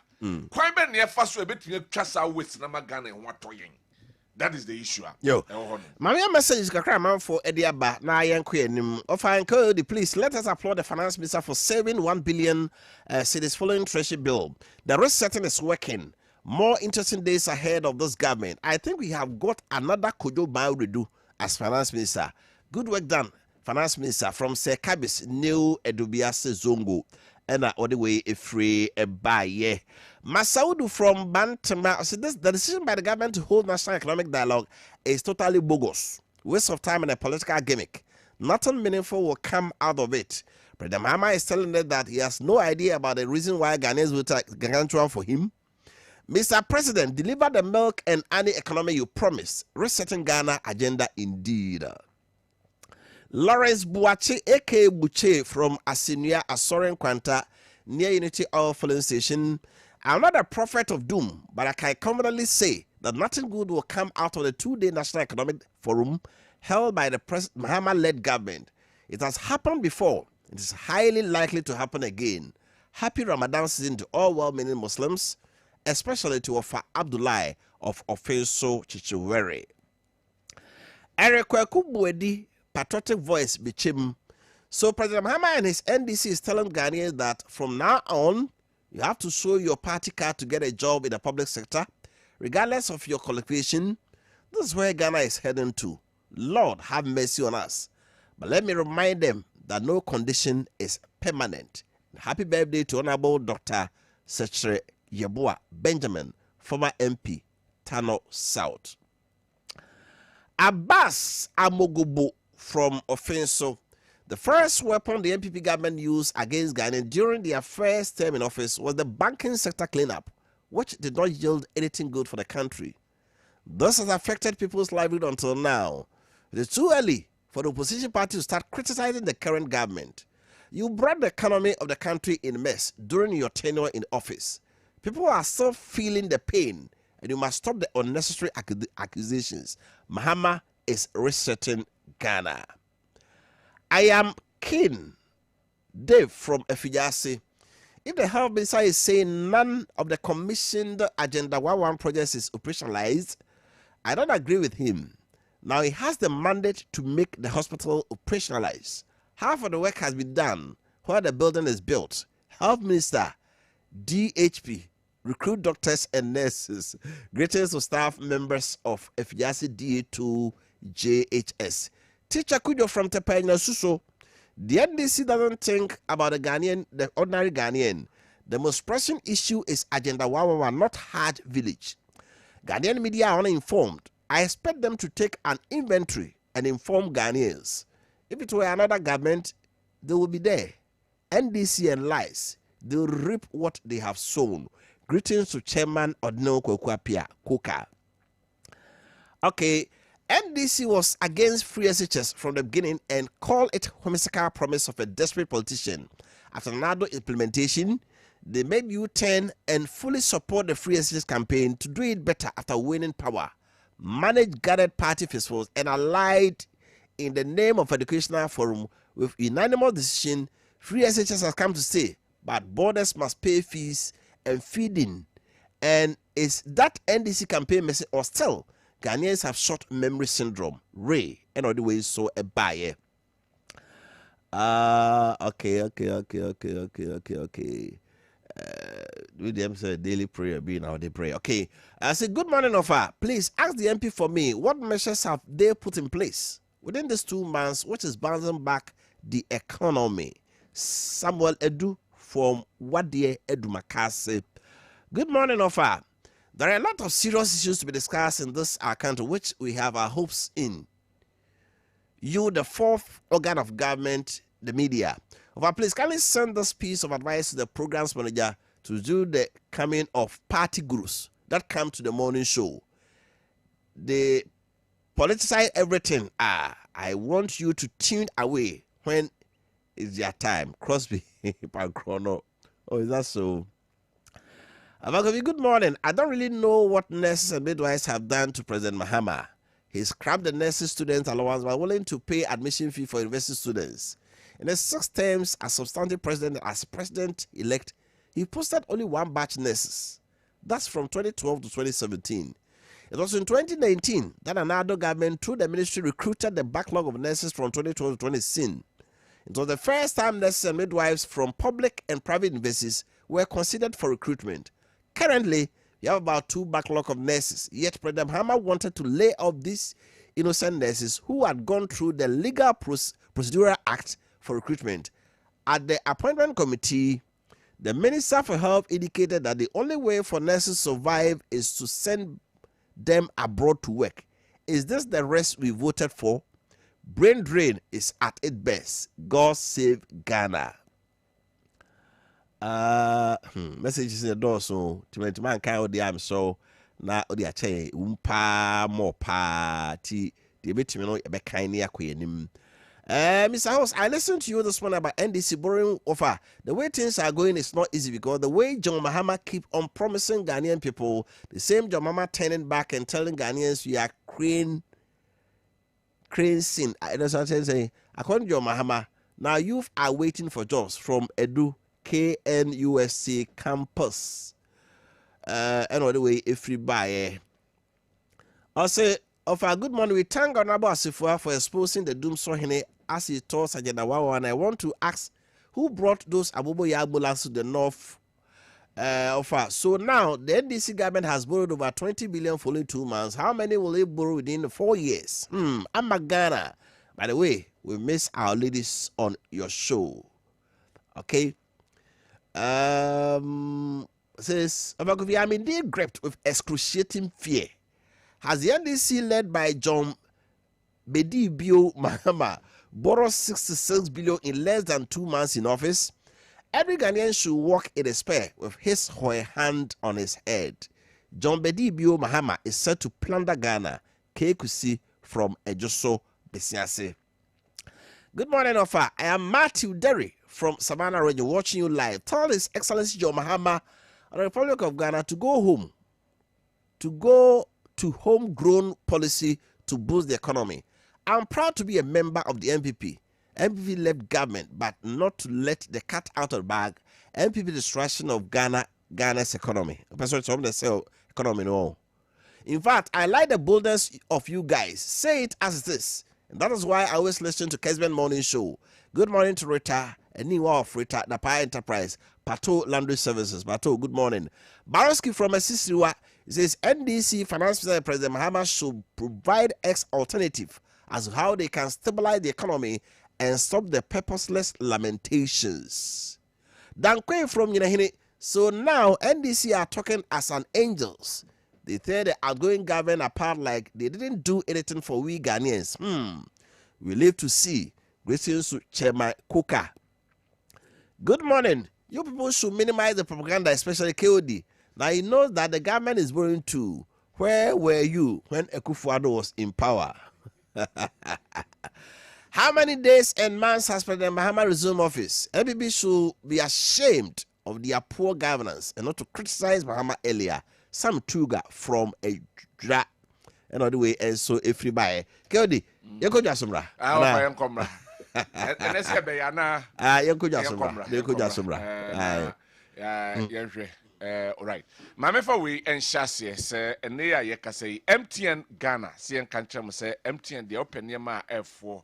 Na enema kuye ema wanadweni achim MTN Ghana si abamu ba okaya yede MTN free after 1 ebaya eno they say na etimi eboa ema enema ekoso say ya sande ba kwa ba beka ho eno ye MTN free after 1 extra the extra be ka na extra no ena ye chem say obetimi akasa don hwere ba kwa just say first minute of every 10 minutes bia no. Not just say Wotia. The onka don't hear a friend saying back on not just Wotia 6 minutes dear. Now the Tia I don't hear back on a dear. Umpe win up a day. Now so person will join me from now what dial *550# *550#. Now if we follow a prompt no kakra na fe wait me at the kasa. Now the woman say we MTN free after 1 extra no so we 50 megabyte a year data. Na no so wetimi edi abrazo ho na wetimi didin komo MTN4 na CFA sansemi and Yanko CFAO equipment o maso CFAO de so ni momo obi a okuta car na industrial machine bia heavy duty trucks ni nyina no CFAO e na so kro o say dey o mo supply bia car heavy duty truck bia wo no say opi bia for construction and haulage the other niema ni nyina no duty trucks no ho niema nyina no omwo say excavator say car kese boye mining agricultural machines forklift the amode saniema kogu house nyina no CFAO Mobility Ghana or CFA N2 and him say one stop solution for all brands say Mercedes-Benz say Fiscal Shackman trucks ni nyina no ho niema nyina no say de beso botomo no omo edb aba afi construction equipment from Level afi quality Toyota forklifts echepa saranso na super comfortable buses MCV and Kinlong we nyina buses ahodo a se upe bi ato ho niema bia no a furniture CFAO almost a car tires nyina trucks akase nyina say buses passenger vehicles nyina no upe car bia tires so ato CFAO sibra na equipment the odisi car no bibia say now peka na bi na ato open the time na ato ni nyina no make a move ko CFAO for na de opebia se bra CFAO mobility officer Edum Harper Road udu Edum Harper Road ka kwan ni twam ko ke menbu so office mbo hogboi e don kasa 03322 022 201 03322 022 201 and afi 0202 221 407 0202 221 407 so right my fantos say enei we SHS na fe opebebi edwani a kire bia na resource no eba ye no wan she de nyes kantem anfoni me kire say enei Kessben University College ye bia yaponom e de ato guso a ye admit na de hia ene say wetimi enya 3 credit passes our course subjects no yaka course subjects na English language, mathematics and integrated science. Na fe o subject area no so eno so wetimi enya passes e ho no ma o grade no ma 36 emra na che se wo akonya se utimi ewrem e wo Kessben University College. We be a wedding fee eduno enum so a ebetia mature students and as entrance na eno so de ho no na de tiene say your programs ahodo a ye running na your flexible terms ebi kura na ye adwuma ya pese okoskua weekend classes e ho no edema and no Kessben University College City campus and abetimi abacha memenda no kwesi ada de na eno no wo de aba abesua de na weekdays no so odi akwa akobo adwuma na programs no your business administration options no accounting, marketing, human resource management, banking and finance, BSc, information and communication technology, computer science and entrepreneurship, BA media and communication studies, options in print and broadcast journalism, public relations and advertising. Other programs will BA politics and international relations, BA public administration and leadership studies, BSc nursing, BSc midwifery, BSc logistic procurement and supply chain management, BSc computer science with entrepreneurship. Now, your location, your main campus, our Kentanasi Lake Bosomchi Road, and your Kumasi City campus opposite Asida House, Dumheya. Frame 0501 637386. 0501 637383. 0501 637383 and 0264 170475. Now, KUC no opfa as a mfaso bebre no internship wom yasan global appeal afi sans no academic facilities ahodo ho no betimi aboa flexible class schedules ewo ho ema student bia internship programs ewo ho nom sans no positive and supportive connection job driven programs and you run a honti would ni che ho no ma na chese bibia akoye amount Kessben travel and tour also na air free osisi episode 2 kwaya control nsem nyina no efa ko ba bia se o 2 kwaya normally o here flight a o de bekro na flight ndo aso bebre o man bia okoso no your flight a yema wo ene de ne bo no so bia be so botom na okuduru won so a hefa na okoda hotel reservation akonto no hye nyina ticketing kra akoto ne he ticketing wo anya baby panto no a ne bo no timi koso e ma won komra na so so abo ho ka bebre pa Kessben travel and tour free fie bebre nie e no abo amanfo akonto hasem nyina ti baby akorota akọ bi kura fe na akọ nko da misro be ho Kessben travel and tour na akonto hye nyina futu nyina no omo nkyerɛ na omo ma all the necessary information ticket ya o koye ho reservation ticketing reservation travel consultant hotel reservation ni nyina o be dia say kra dia ba no say se wodi hu ne na obi bia ye kama no mu ni wa Kessben travel tour it me free ticket e free na okọ oba wa ba betua umpe we na apede nti ado pay to mika na be Kessben travel tour mo first floor dum Asada House abrosem ya e don maka sawo 020-943-4999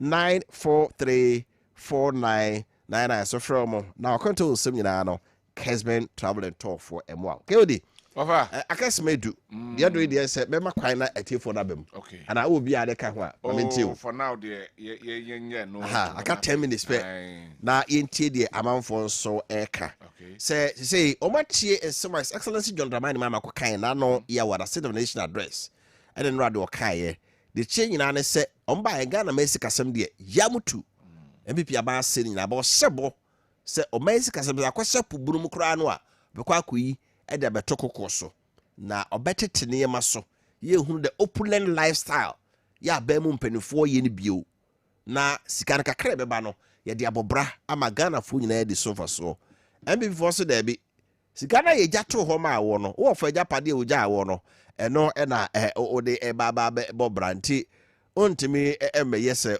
sebe onu abobra bia o bibia wo kana ofana ka se be ka esase ho asem galamse no ahemfo no a omo no o se ho ba ko tu na no aha ena yate se bi so koso omo ye bi den na ke hwe land act no aha nyame ya adom a ochena nya bra na ya ka ho asem na ya ka because omo ye sa ne ma no education wo ye the satellite better also aha nti say o ye sebi o penny di association on sana say wonko for kwan bi so na de aye wo niema what they had the pakra they say keke you say because all the ye wo niema just wo interest na wo pe wo de wo interest emra wo ho nti ya me adoma o chena say kwan ba mu a be wura ho na ye di right abeba me kwa so 0551444933 0551444933 give us a call, let your voice be heard on Kessben Maakye. Hello, good morning.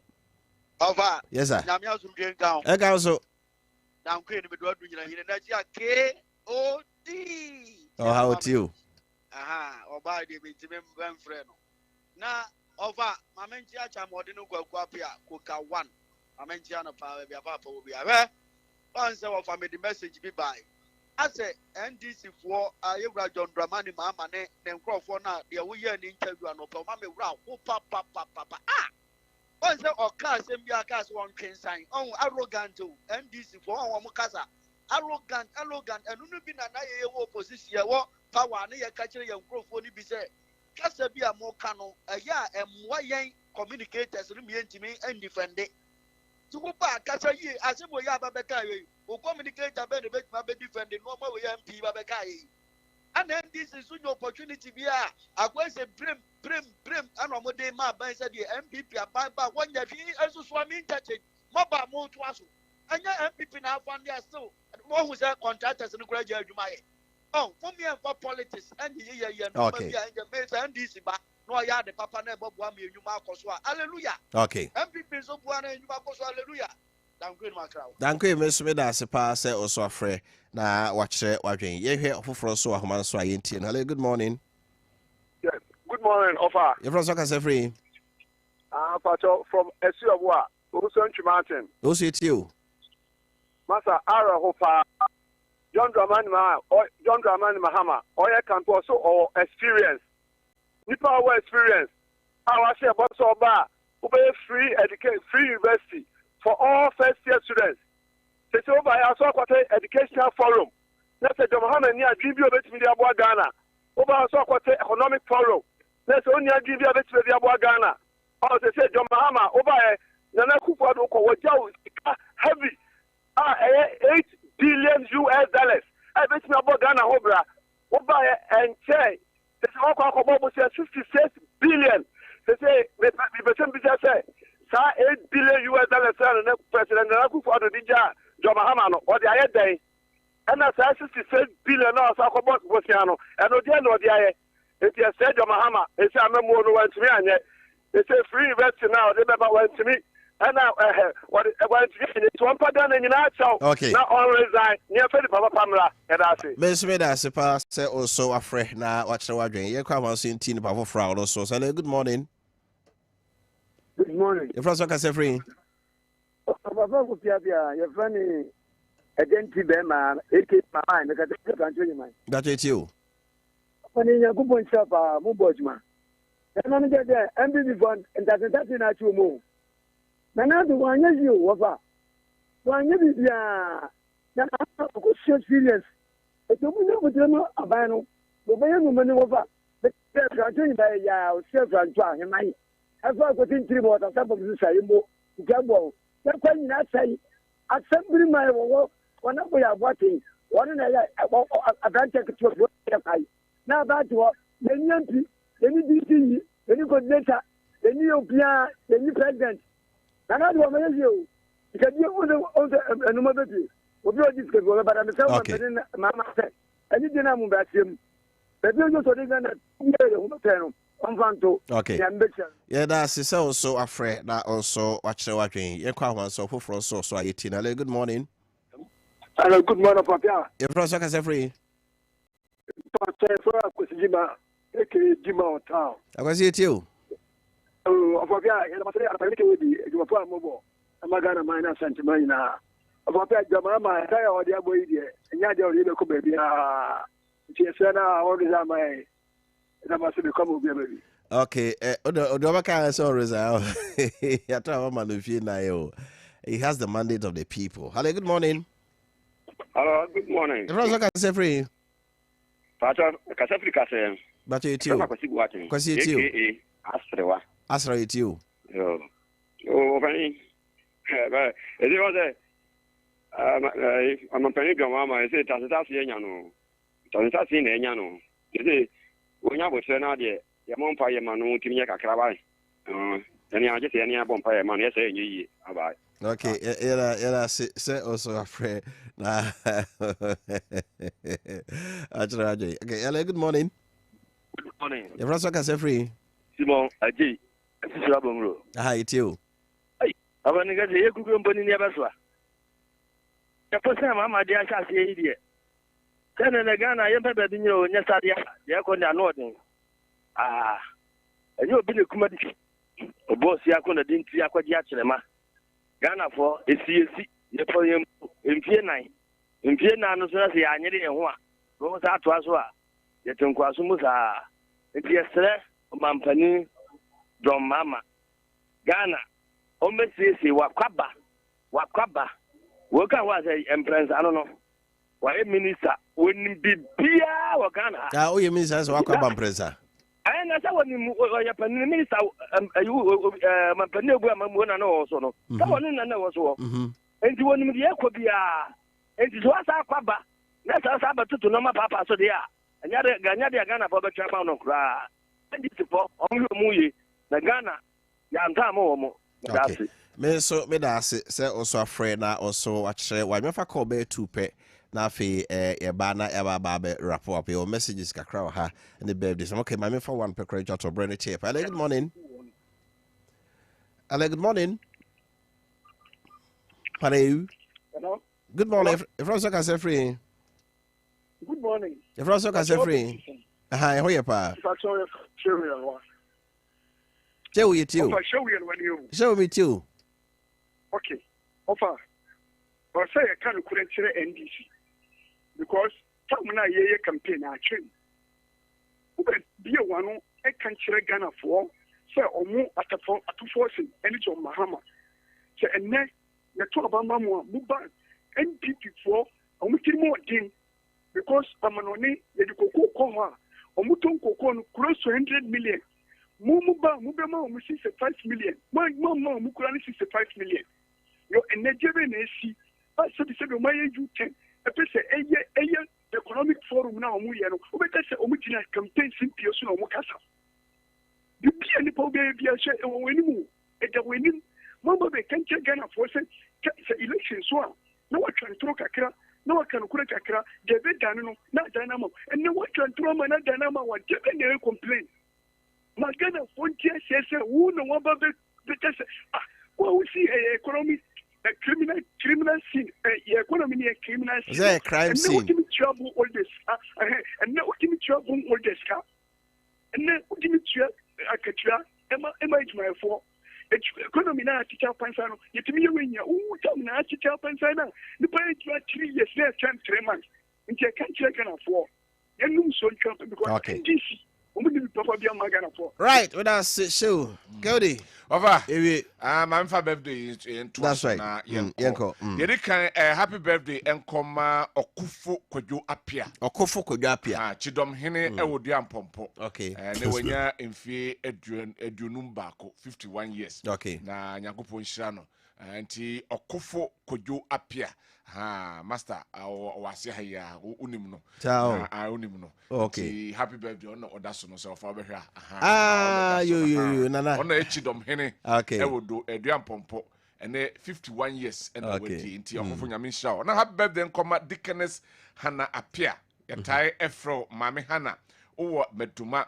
Na oto dear ewo Nhram Market. I say wishing you God blessings and favor from your daughter Elizabeth Owusu and son of Tano Dumasi Nursing Training College. Not just say ma so dear enonom. Happy birthday come Mrs. Pokuya Constant, CEO of Antipokuya Bakery Hini. Also may this special day mark the beginning of an incredible year ahead from Berima Drew and then Kakape. I say happy birthday. And I say happy birthday and come Candice Chumesi, medical sonographer, our Neuro Rama Clinic, Otafu Zongo. Also, may your special day bring you all that your heart desires. Wishing you long life and a day full of pleasant surprises from your brother, Francis Osei enjoy your special day. Over na chese de ebesi no. Right. Ebusafo hana Diana question ye Petri. Yes, sorry. Na ejemu di ama se Joe Laka na oni amejafo no abetrase na omo ede midfield action good mu nsem no abrel obo awia donko besa ba de holistic news no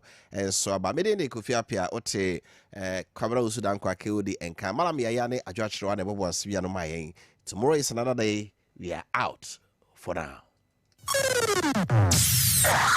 We'll be right back.